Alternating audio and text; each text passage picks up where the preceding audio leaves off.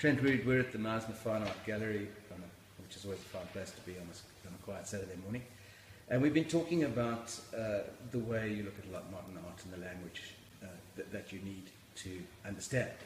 Could you expand on that a little bit for us, please? Yes, Martin. It's a common thing people will say to me, "Oh, I don't like modern art." And I think it's possibly a thing that people they feel that they don't know the language, and therefore, if you don't know what you're looking at, people are actually scared of making fools of themselves often. They're quite happy to look at a realist painting, and then they'll say, "Oh, I like that," but something abstraction or something a little more complex or conceptual,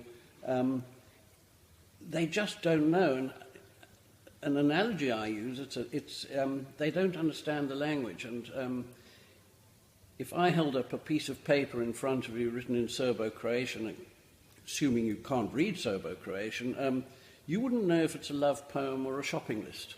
And art is very much like that. The more you know and the more you see, it's not rocket science, the more you're going to appreciate.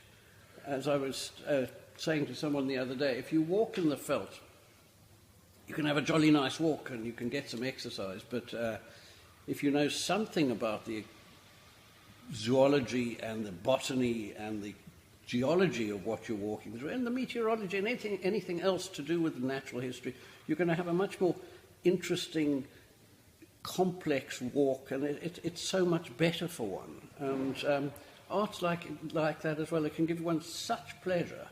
But all it is a question of doing a little reading and looking, and with an open mind, and not rejecting it. There is a lot of rubbish out there, but that's the nature of the beast.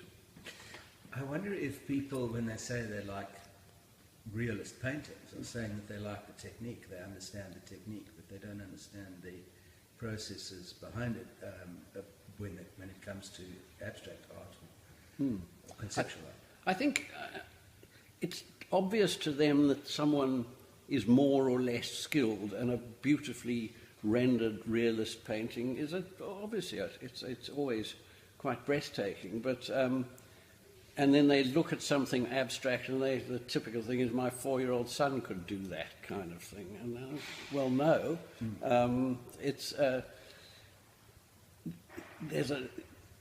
an interesting thing that abstraction tended to rise as photography appeared. There was no longer the need to capture things for whatever reason, for military or for travel reasons. The camera could do that, so people of skill went on to other ways of looking at the world. Trent, thank you very much. Just in closing, could you tell us about the portrait behind you, because it's in the picture? Okay. Who is the artist? Gary Stevens. He's actually an American, but lives in gritty downtown Johannesburg, and he's got I think a unique way of looking at the young, hip, urban blacks and who make up our cities, and I think they're wonderful. Could you just describe the technique a little bit? Yes, they're extraordinary.